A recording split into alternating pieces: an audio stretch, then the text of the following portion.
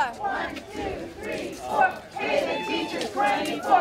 1, 2, 3, 4. Pay the teachers 24. 24. We deserve more. 24. We deserve more. 24. We deserve more. 24. We deserve more. 24. We deserve more. 24. Jones. This is my daughter. What's your name? Elizabeth. I'm here today to demand that teachers get a raise. We deserve it. We work hard. We work hard every day for the students, and we deserve a raise. We haven't had one in a long time. How long have you been a teacher? I've been a teacher in this district for 8 years. You love teaching? I love teaching. It's my passion. I love the students in the district. I'm a bilingual teacher. I teach English learners every day. And there's no better district than West Contra Costa Unified School District. The only problem is they need to pay their teachers better. And they say they don't have any money? What's their excuse for not paying you decent wages? That's a lie. We're the lowest paid teachers in the area, in Northern California. They do have money. The governor of California just got, I don't know, millions and millions of dollars in the LCAP. So there's millions of dollars coming into education, and everybody knows it. So they can't lie to us anymore. That money is there. And what has the effect of charter schools been in West Contra Costa County? Well, let me give you an example. One of my top students, she's just a lovely girl. The other day we were doing an art lesson, and I asked her, how would you feel without art? And she said, I'd feel like I was dead on the inside. Well, this great girl, guess where she's going? To the charter school next year. I was so devastated. So it's like a brain drain. That's one of the things that the charter schools are doing. I'm not sure if that's what we were really getting at, but they're taking some of the brightest students out of the public schools. And so they're not only taking the brightest students, but they're taking resources, not just students, but money, away from public schools and putting them into what are effectively private schools. And how do they take private school resources from public schools? Well, like I said, they take the students. I don't know how they're able to do it, but they find some of the brightest students in the classroom, and those students year after year end up going to charter schools, and we need them in the classroom. And they end up taking public monies away from public education, and they're going into charter schools. Do you think public money should be going to charter schools? No, public money should be going to public schools. Public money needs to stay in public schools, because public school teachers are the hardest working teachers out there. We support our students. We stay late. I get to work at 8 a.m. I don't leave until 5. I take work home. I'm lesson planning in my living room. On weekends, I'm lesson planning. In the shower, I'm thinking about That's a full-time school. job, 24 hours. It really is. And it's a great job. There's no better job than teaching, but we need a raise. We need 8% this year. We need 8% next year. We need 8% the following year. We need a 24% raise. Healthcare costs are going up each year. We're not even talking about healthcare. That's a whole other conversation. I don't know if our union wants to talk about that right now, but it really is an issue. So knowing that healthcare costs are going to raise, guess what? We need a salary that's going to be able to keep up with those costs. We live in the Bay Area, one of the most expensive areas to live in, and we need a living wage. My name is Sylvia Whitson. I am a 4th grade teacher in the West Contra Costa Unified School District. I have been teaching for 12 years. I started off in Los Angeles, where when I came to West Contra Costa, I took a $10,000 pay cut, and that was 11 years ago.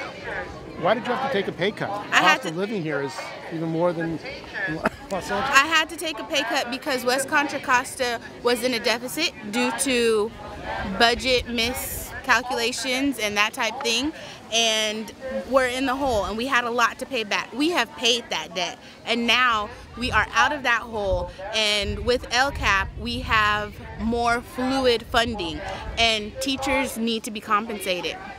And what is the district saying? The district realizes that everything is increasing. The workload is increasing. The number of students has increased. Water has increased. Gas has increased. The amount of time teachers are expected to work after contractual hours has increased. However, our salary has not increased. And has charters had an effect on education in West Contra Costa County? Charters are cherry-picking students with high test scores. That's what charters are doing. Charters are cherry-picking students that have no IEPs, no special ed qualifications, charters are cherry-picking students without behavior problems, and it's affecting the foundation and fabric of public education, especially in West Contra Costa. And have charters had an effect on the election of this board of directors here? Absolutely. We, as a union, were looking to endorse candidates that are pro-public education. And have the Charter Association put money into the election? Absolutely. It's like the Richmond Unified Union was the stepchild. They came in to the board meetings with banners, expensive t-shirts, and these type things that we just couldn't afford. So in other words, they've been properly funded? Absolutely, they've been properly funded. And who's funding them? The billionaires?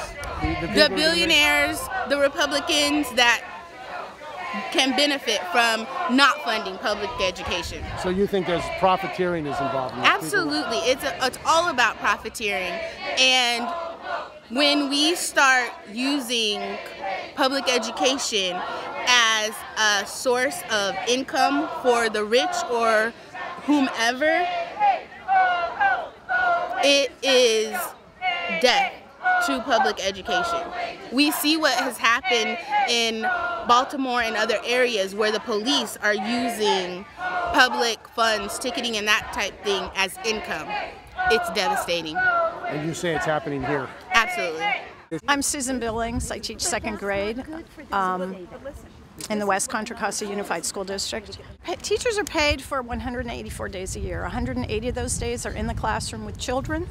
4 days are prep days, including 1 day to set up our classrooms, which takes most of us about a week, at least at the elementary level. We're paid from 8:15 to about 3. I get to school at 7:15 and I rarely leave before 5. During the so-called vacations, which are not paid, I take classes, I read, I study, I plan lessons. It's not a 184-day-a-year job, even though that's what we're paid. A lot of the older teachers in our district are very concerned that we can't afford to retire because we are so low paid that we can't live on what our pensions will be. And those of us who have spouses, if our spouses predecease us, we do not get their full widow or widower's Social Security benefit because the federal laws. So it's a really bad situation for teachers.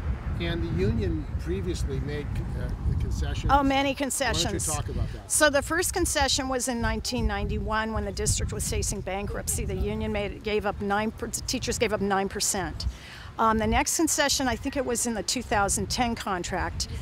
We had fully paid health care and we had retiree medical benefits.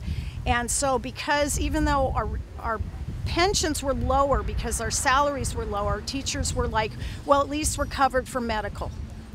But then they took that away, and so we pay part of our retirees don't get medical anymore, and we pay a lot more out of pocket for our medical. So not only do we get a lower pay now, we also, the rest of our lives face less money because of these concessions our unions made.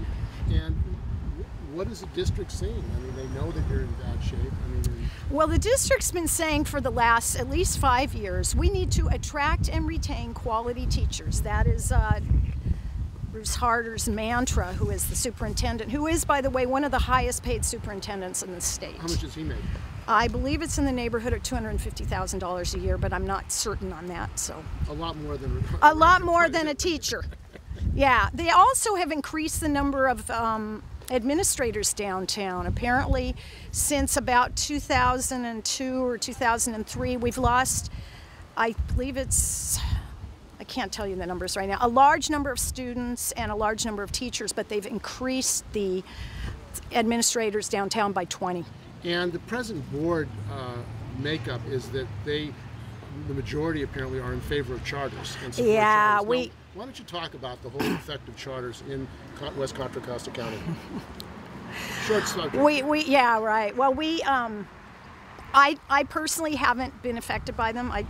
but I know teachers at schools where there are charters basically on the same campus, and they say that what they do is they come in and they pick out the cream of the crop, the kids whose parents are the most involved, the kids who are doing the best academically and who behave well, and any children who don't behave well or who have special needs, they get shunted into the public schools.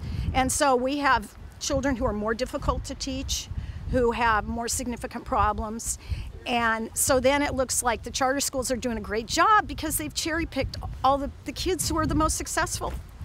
And do you think it's discriminatory? I think it's extremely discriminatory. It appalls me that federal money is going to these schools that are discriminating against children with learning disabilities. They won't take those kids. They don't take kids that don't speak English. They don't take kids that have emotional problems that cause them to act out. It's a big problem, and I think it's a big plot. Why do who is supporting charter schools? I mean, Gates, is there big money behind charter schools? That's my understanding. Gates, Bill Gates, great friend to education. People, I don't know everybody that's supporting them, but I know they're some of the worst offenders. And do you think, I mean, this issue, I mean, right now in the Bay Area, there are lots of districts. There's Hayward, a lot of the same problems. Oakland. I mean, why isn't there a united campaign of all the teachers in Northern California statewide? You know, I think that's a big problem we have in this country, is that each teacher union, it's like we're our own little separate unions. You don't see that in other countries. You go to other countries and you'll see all the teachers across the country out, or at least across the state. I think that's what we need. And we need to get beyond this little individual faction stuff, and we need to have a teacher movement that's countrywide, really, because this is a problem across the whole country.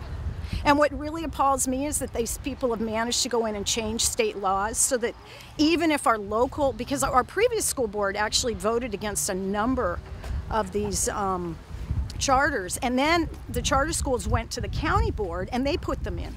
And if the county board had voted them down, they would have gone on to the state Board of Education, who very likely would have allowed them. It's very hard to prevent the charters once they try to get in because the laws have been rigged in their favor. And they spend a lot of money? Oh, a lot of money. Board members and that. Yeah. Oh, these two of our new board members got millions. They got a lot of money from this. I don't know how many million. I'm speaking off the top of my head. They got a lot of money from these outside charter groups, and then they claimed that, oh no, we didn't get money from them. And you look at them, you look at the funding, and it totally came from outside groups. So. Do you think they want to destroy public education? Well, there's a lot of money in public education. Why should it be going to teachers, right?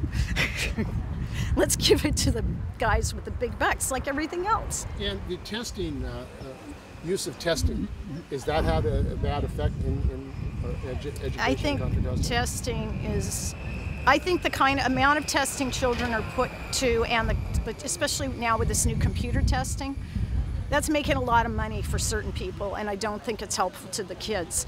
I also don't see how, when kids are failing the tests we already had, and the new tests are even harder, so why would you say, oh, the kids are failing the tests, let's make the tests harder? How is that going to help them learn? I think this country needs to stop testing children and start feeding children. Wendy Phillips. I'm here today because I feel like the teachers in this district have not been respected. We've had to pay a lot more for our medical coverage, and we haven't gotten a cost of living increase in 8 years. And so we're feeling now, we know the money's there now, so we're asking to be respected and be put up as a priority. And they say that they need more money for the charters. Is that true? No, they don't need money for the charters. No, they should pay us first, and then with the leftover money, they could do some charters. I've been in the district for 29 years, and we took a 9% pay cut. I guess it was, how long ago was that? About 91. And we were promised that we would just sacrifice that and then we would get that back. We've never gotten it back. We've never seen it. We've had to pay more in our medical coverage. And for instance, the school board, when they were going to make us pay more for the medical coverage, there were teachers there crying and begging and saying, I can't live if you do this. I have to get a second job. one young woman couldn't put her own child in daycare because of that cut. So, and they still voted to have us pay a substantial amount more in our health care. We don't know why we're not a priority, and I say it's choices that they're making. There's 20 more administrators now than there used to be, and so they're making decisions. There was some money they could have given us in the past, and now there's a lot, and we know it. Everyone knows it. Have charters had an effect on education in West Contra, Costa County? Yeah, I think charters siphon off some of the higher kids, the kids with families who are involved. So, yeah, in some ways it's, well, it's taken our money away too. Right now, one of the charters is asking us to rebuild Adams for them to have a site, and that's taking our money that we could have for a raise. So, yeah, they affect us. They take our money and they take our kids. Do you think that charters should be allowed in California? I don't personally. No, I think that the parents should, what I think is the parents should put that much energy into the schools that exist. And even the money that, well, you know, they're being funded by right-wing groups too. So a lot of Silicon Valley people are funding these candidates. The billionaires? Yes, the billionaires. So they're involved in the candidates here in West Contra? Yeah, 40,000 each. Yeah. Ho, ho, low wages have to go. Hey, hey, go, ho, lower wages have to go. Hey, oi, go, low, lower wages have to go. My name is Dinga Sikwebu.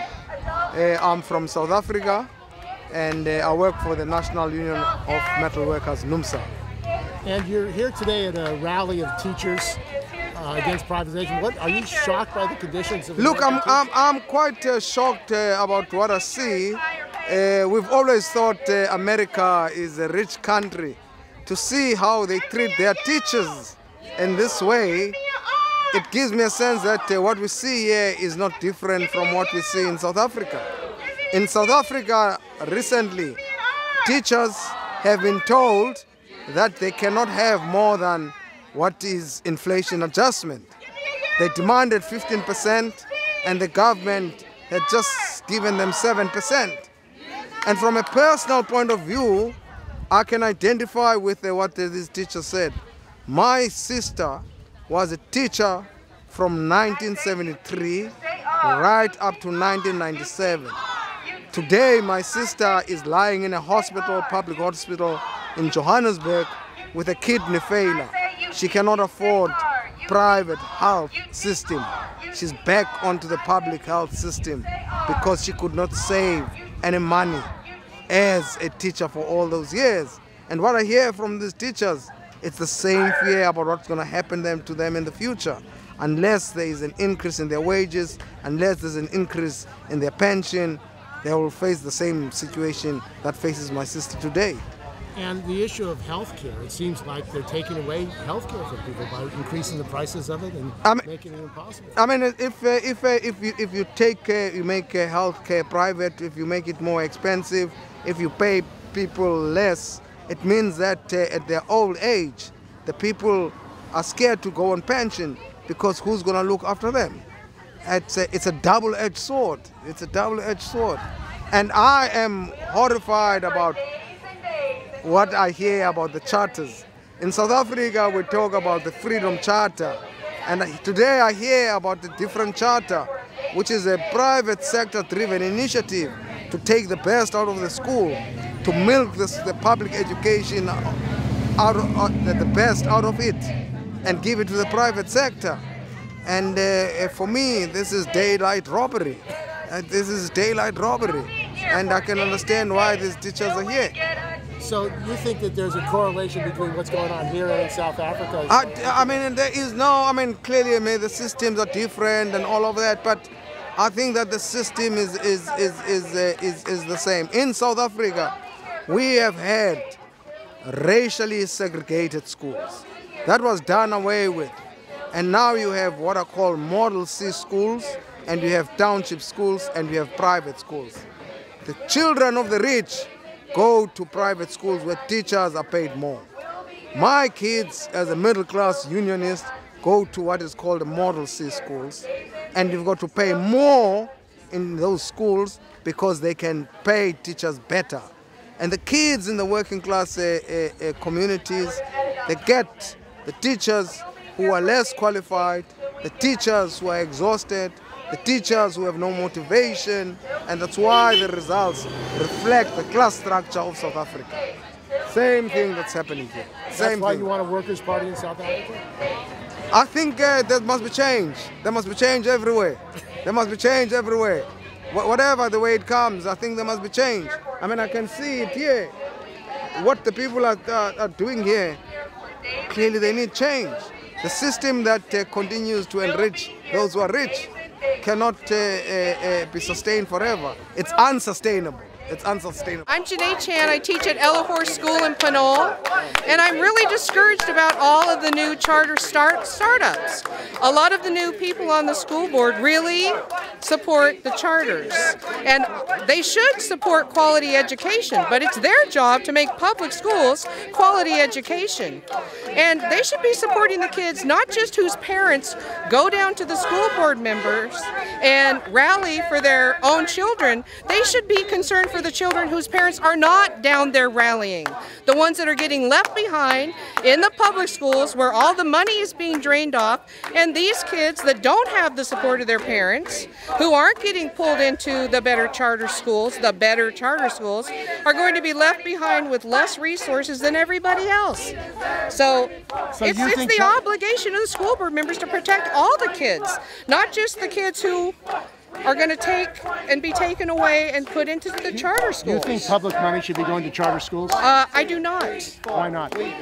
Because it takes away from the kids who get left behind in the public schools. That's exactly it. Why are the per student spending on kids in charter schools greater than the kids who get left behind in the public schools? That is ridiculous. Obviously, they have the support of their parents who obviously value education. We need those parents in our public schools.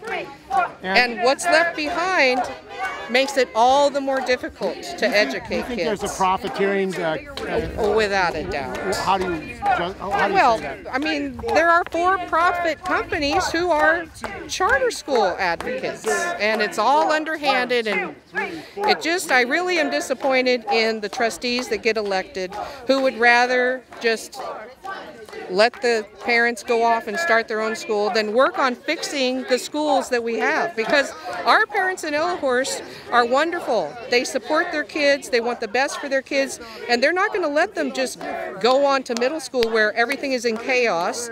There's so many discipline problems in the classroom that the teachers are so interrupted they can't teach. And so all those parents are leaving our district. They're fleeing in middle school.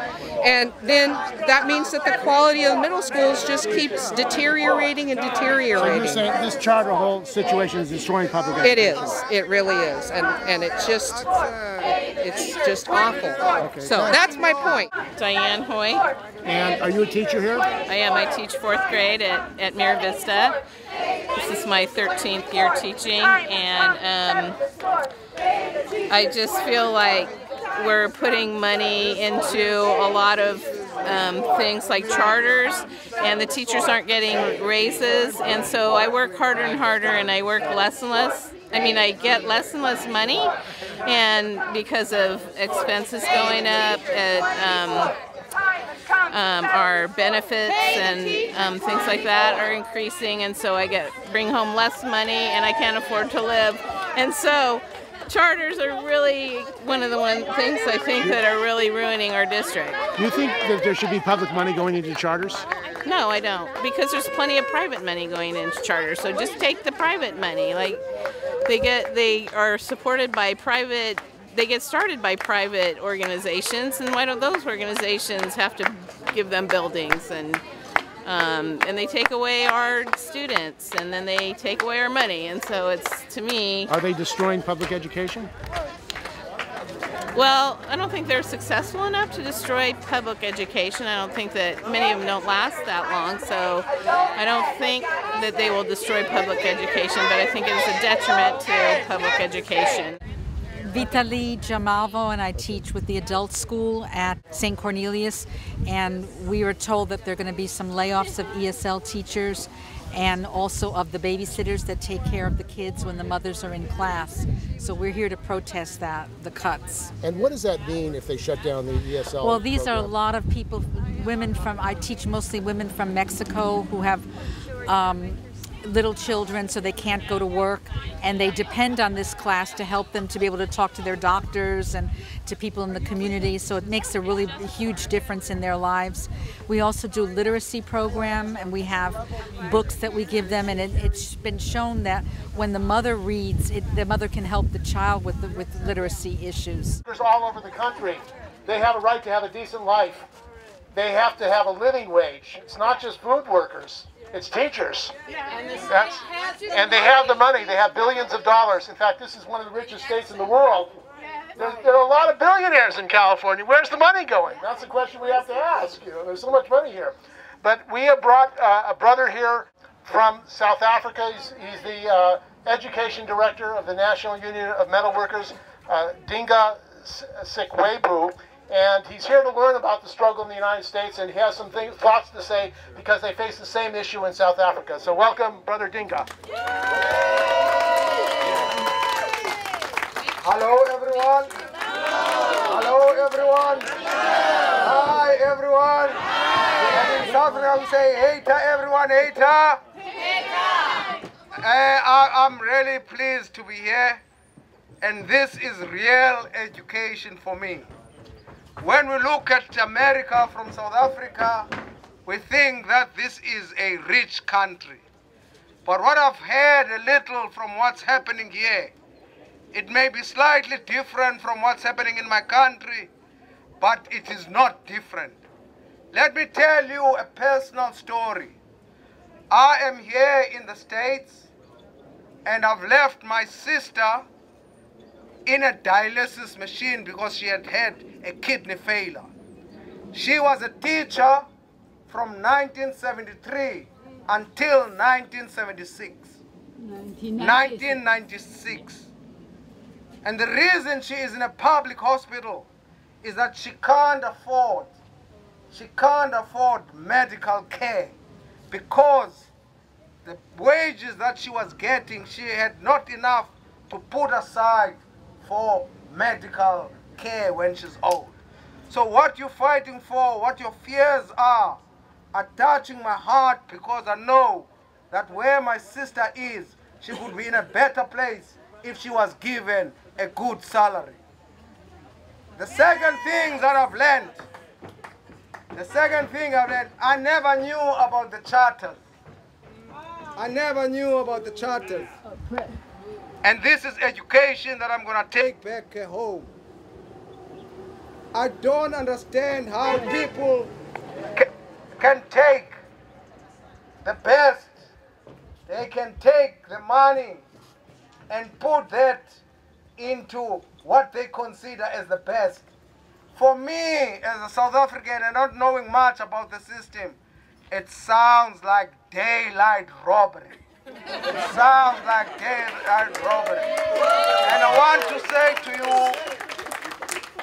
to say to you, you must remain strong. Nelson Mandela said, the importance of education makes a difference between a child of someone who's rich and a child of a mine worker. The future of a mine worker's child can be changed by a teacher. And if we don't recognize teachers and the contributions that they make in society, we are denying a number of kids a future. And if they don't pay you decent salaries, they are not only robbing you, they are robbing the kids of a decent future. And for that, I say you must continue. 8 plus 8 plus 8 is 24. 8 plus 8 plus 8 is 24. 8 plus 8 is 24. My name is Malia Hall, and I'm an educator. I've been teaching for about 15 years. One of the greatest issues that concerns me is about school violence and school safety. Many teachers are assaulted on the job, and there has not been a large amount of information put out about this. One of the problems is that There's a log 300 that OSHA has, but all schools are exempt from having to fill this out. Why is that? I've asked questions and nobody seems to tell me. One thing they say is that we don't have high enough rates of violence, but that's not true. The statistics show that we do have high rates of violence against educators. And so because of that, the federal government has said the school district does not have to report. And are you an injured teacher? I am an injured teacher. I was assaulted in April of 2013 by an adult student, and I have learned many things about how difficult it is for educators and injured workers in general to have proper treatment going through this process. Is there a problem with workplace bullying in the schools? Is there a problem with workplace bullying in the schools? Or by the administration? Have you been bullied? I would have to say that workplace bullying does exist in the schools today. One of my concerns also presently is, this Sunday is the anniversary for Brown versus Board of Education. When the schools were educated, the students were educated. When the schools were integrated, the students were integrated, but the teachers also were integrated.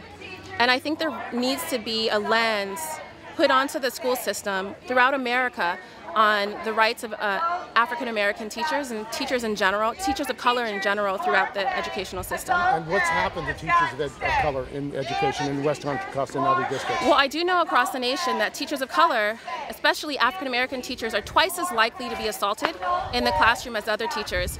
One of the reasons this is oftentimes if another teacher complains who may not be African American, and if that student is violent, many times those students are placed into teachers of color's classroom. Something else that happens is that teachers of color, we may tend to work in the inner city more often. I'm not completely sure why we have a higher rate of assaults against us, but it's well proven and it's documented that this is going on. I do know that there are governmental agencies that teachers can go to. So I do know that OSHA has been helpful in my pursuit of justice and my pursuit of making schools safer, not only for educators, but for the students and for all staff. OSHA was passed my petition in December, petition 542, which will require all employers to write workplace violence prevention standards. I think if educators have come together so that we're not voices alone on our own, if we combine our voices, then we have strength, and then we can stand up to the administration that may be intimidating us or creating work environments that are not conducive to success.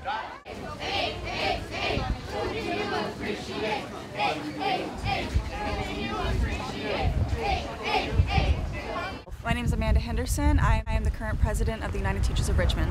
We're really struggling, not just the teachers, but the district itself is struggling with its ability to attract and retain high-quality educators.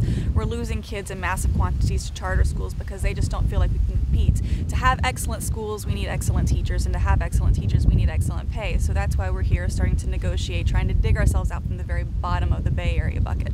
And how far have teachers fallen here in Contra Costa? Oh, back in 1991, they gave up 9%, and we've just been not really making any progress from that ever since. We made some small progress last year with a 3% and a 1%, but it still puts us at the very bottom of everybody else in the Bay Area. Not just our problem. They need the teachers here too.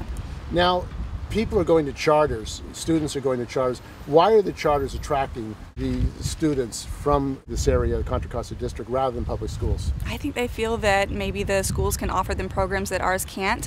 Maybe they've had a bad experience, and that goes back to we need excellent teachers, and to have excellent teachers, we need excellent pay.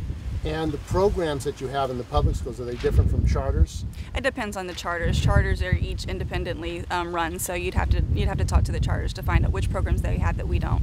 Yeah. We are an open book. We have our budget is an open book. How much our teachers are paid is completely public. So they don't have the same accountability that we have. But it seems like they're getting a lot of money from the Gates Foundation, from a lot of different people. They are. They're getting help from a lot of places that we're not getting help from, but yet they come into our district and they say, hey, give us a site, and they want money out of the general fund to run their schools, and that's the same general fund that we're bargaining our salaries. They're taking money out of the pockets of both the teachers and the community members here whose tax dollars go to these public schools, and now they're taking the money from them. And the teachers, what's the difference in pay on teachers in public schools and in charter schools? Well, like I said, the charter schools haven't really been very forthcoming with the pay that their teachers make. So that's something that we're looking into because whereas ours is very public and widely known, theirs is not. Now, the other issue is the teachers' pension fund. Are charter teachers helping to fund the teachers' pension fund? They are, I don't know actually if they pay into STRS or not. That's a good question, to be honest with you. Because that means that it would be underfunded. Right. Less and less funds going into the teacher pension fund, the public teacher fund. Absolutely, because we're all paying into STRS for our retirement. It's coming out of each of our paychecks, and if they're not partaking in that, then yeah, absolutely. Now, Prop 30 did provide some additional money for education, and it may expire. In California is one of the richest states in the world. There's $1 billion budget excess now, and they're billionaires in California. Why are we having a problem funding education in California? That's a really good question. The private people that have come in and worked, they've got a lot of money. However, we've got some hope in that we saw the May revise, and there is a fair amount of money coming into our district, and we're hoping to utilize that money. We understand that they project that they're going to be able to fund about 53% of our gap funding, which was higher than they initially projected in January. Now, you had to speak out at the school board last night. What were some of the things the teachers were saying when they were speaking to the school board? Many teachers spoke of their inability to make ends meet, their necessity to work 2 jobs, 3 jobs, tutor after school, and many of them spoke about their colleagues who have left to find better opportunities in other districts. And you feel that that's harming public education, it's harming the students in Contra Costa County? Absolutely. I personally know at least 5 really fantastic teachers that we have lost because we just could not support them financially. And what kind of increase is necessary to keep teachers? I mean, California, house prices in the Bay Area, just to live here, what is it like trying to survive on a teacher's salary in the Bay Area? It's impossible to do it in this district, which is why people are leaving. Rents are going up and our salaries are not. So at this point, our salary proposal, we've asked for 8% a year for the next 3 years, and we think that's still just a drop in the bucket, but that's a starting place to bring us back to where we need to be. And what's the response of the school board and the management, the superintendent? Well, we just presented it to the table yesterday. We have not received our counter proposal yet, but we're waiting to see their response. And what can people do who want to support your efforts here? Contact the school board, contact the district administrators and let them know that you support us. Come to our rallies. We're having a rally here at district office next Tuesday, the 26th, and we welcome all support. Now, the other issue, particularly in Richmond, is the issue of the toxins, Chevron. Do you have a problem with health conditions, asthma, or other health problems for the students and teachers here in Richmond? I have heard of definitely some asthma-related issues, respiratory issues, and some strange cancers that people are not really quite sure if they're connected or not. So there's something to look into there for sure. I'm Amy Evangelista Marqueda. I'm a speech pathologist for the school district. I've been working here for 15 years. And I'm here because I want a better package for special education and for all teachers. We hire more more contractors as speech pathologists, then we lose more money because we pay them in the millions. We pay the contracting agency millions of money. And we can save money by hiring district employees to be our speech language pathologists, and it means that when we have district speech pathologists, then the continuity in the program for the children would mean more improvement for them, more money for district, better parent-teacher relationship. So we improve the program for special education when we have district employees working for us. And is this part of privatization, outsourcing, contracting out? Well, SLPs don't want to go to our district. They don't want to apply here because, number one, Richmond has a reputation, and of course, well, I should say, number one, we have a package that's not attractive to SLPs. And do you think charters have had an effect on education here? Yes. Wow. They've been getting the money from the school district instead of money going into district schools. And how has that affected particularly African American and the poor children here in Richmond? Well, it affects everyone because, you know, less money for the school children would mean programs will go down, programs have to be closed. We don't want that. We want programs for our children to improve them, to give them the special, to answer their special needs, and at the same time be able to move them back to general ed. That's your job. That's what you do. Yes, and that's what we do. And we have seen that when we have district employees, there's continuity in the program, and they, you know, it fosters better relationship with the community. Then we see more growth, more progress, and that means we move the children who are in the special education program into the general program, and that's all good for everyone, not just for the teachers, but more so for the families and the community that we serve. Okay, thank you. Thank you. I've been a speech pathologist for 24, 25 years now. Yes. Yes, and we have seen it's a nationwide shortage of SLPs, and we are always at the bottom end because they see the package that Richmond has to offer. My name is Ulrike Bauer. I'm a single mom of two young men, 22 and 18, both in college, and I have a salary like a San Francisco bus driver, which I have to take loans out for my kids in college. I'm about $50,000 in debt already, and my second one just starts college. So one is finished and goes to grad school, one starts college. I have two masters. I'm a highly qualified teacher of 25 years in this district, and I'm getting a miserable pay, and I'm in a very hard living situation in a tiny house, making it just barely, and next year I have to do 2 jobs. So we're not getting paid right. I'm doing a very good job for my students. I work very hard and I do a good job, and they have good test results and everything. And we are not getting paid because we work like, I have a box full of work in my car right now that I take home to work because they gave us our benchmark so late. So we have to work now to the end of school, a lot of work. I take it home, I work at home. No other professional does that. We volunteer in our own classrooms, our own time, above and beyond our paid time all the time. And people think that is normal because we care. We're teachers, but we don't want to be abused, we don't want to be exploited, and that's why we're here. Teachers united will never be divided. The teachers united will never be divided.